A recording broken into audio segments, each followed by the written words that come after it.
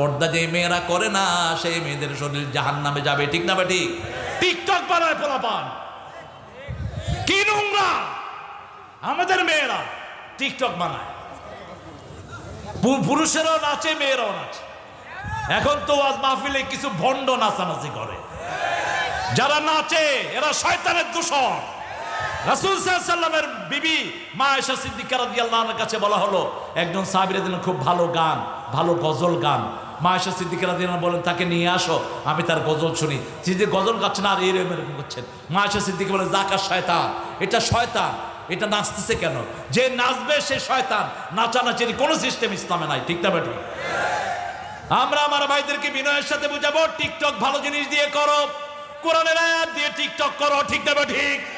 কোরআনের আয়াত তুমি তেলাওয়াত করো, একজন কারি হও আর একজন অনুবাদ করো, এটা প্রচার করো। যতদিন থাকবে তোমার আমলনামায় সওয়াব যাবে। আর তুমি আরেকজনকে ব্যঙ্গ করছো, আরেকজনকে বাজে ভাষায় গালিগালাজ করছো, আছে না নাই? আরে কমন হয়ে গেছে, এক হুজুর আরেক হুজুরের বিরুদ্ধে। অবশ্য আপনাদের এখানে এটা নাই, এটা করবেন না। আমাকে অনেকে অনেক কিছু বলেছেন, আমিও দুজনে দোয়া করেছি। আপনি মনে রাখবেন, যে আপনার গীবত করে সে আপনার গুনাহগুলো সব নিয়ে গেল। আপনার গুনাহ আরো যাক তার আমলনামা, সে আপনার গুনাহ নিতে নিতে তার সব সওয়াব আপনার কাছে চলে আসবে। কিয়ামতের ময়দানে দেখবেন তার কোনো সওয়াব নাই, কিন্তু আপনার পাওনা এখনো শোধ হয়নি। আপনি আল্লাহকে বলবেন, আল্লাহ আমি তো আরো অনেক কিছু পাই, সে আমার যা গালিগালাজ করেছে। আল্লাহ বলবেন, তোর গুনাহ তার ঘাড়ে চাপায় দে সব, তুই শূন্য হাতে জান্নাতে চলে যা। সুবহানাল্লাহ। যে আপনার গীবত করবে তার সব সওয়াব আপনার কাছে চলে আসবে।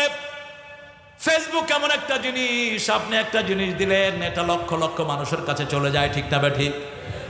আপনি এমন কোনো জিনিস দিবেন না যেটা আপনার কবরে আযাব পৌঁছাবে। আপনি এমন অঙ্গভঙ্গি করবেন না যেটা আপনাকে আযাব দিবে। ও যুবক, তোমার জন্য এই ফেসবুক বিরাট দাওয়াতি কাজের ক্ষেত্র।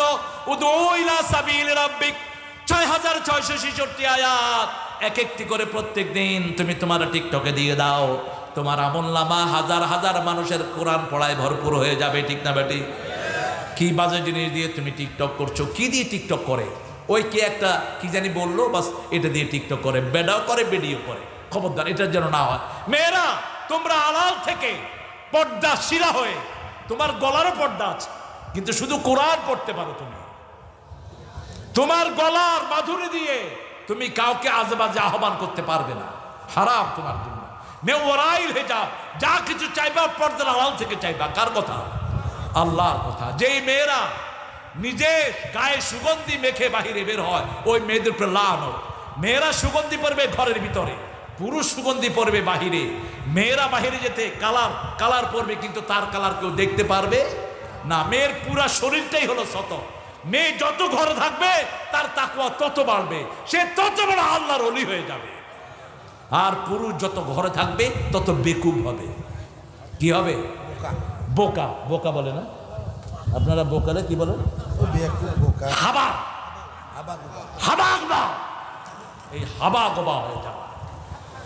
তোমার কাজ হলো আলাইকা হক্কুত তারিক। রাসূল বলছেন, বুখারী মুসলিমের বর্ণনা, তোমাদের উপর রাস্তার হক। কিসের হক? রাস্তায় বেরোলে 4টা হক। কয়টা? প্রথম হক হলো সালাম দিবেন। কি দিবেন? আপনি টুপি মাথায় দিয়েছেন, আপনি আগে সালাম দিবেন। আপনি বসে থাকেন না যে আমি টুপি মাথায় দিচ্ছি, আমাকে সালাম দিল না কেন? এই তুই কাল পোলারে সালাম দিলি না? আরে তুমি আগে দিলে না? রাসূল সাল্লাল্লাহু আলাইহি ওয়াসাল্লাম তো কাউকে আগে সালাম দিতেন না, আপনি আগে সালাম দিবেন। রাস্তায় একটা গর্ত হয়ে আছে আপনার ঘরের পাশে, ওই গর্তটা মাটি দিয়ে বন্ধ করে দেন, এটা হাদিসের কাজ। একজন সাহাবী রাদিয়াল্লাহু আনহু, রাস্তায় গাছ পড়েছিল তুফানে, ওই গাছ কেটে রাস্তা পরিষ্কার করেছেন, বুখারী বর্ণনা। ওই সাহাবীকে আল্লাহ জান্নাতের সুসংবাদ দিয়ে দিয়েছে। 3 নম্বর সৎ কাজের আদেশ, অসৎ কাজের নিষেধ। আরেকটা কাজ আছে, মোট 5টা কাজ। কয়টা? চক্ষুটা নিচে রাখবেন। চক্ষুটা কই রাখবেন? নিচে রাখবেন। গদ্দুল বাসার, চক্ষুটা নিচে রাখবেন। এই 5টা কাজ যারা করে না তারা রাস্তায় বের হওয়া জায়েজ নাই। আল্লাহ আমাদেরকে রাস্তার হকগুলো পালন করার তৌফিক দান করেন।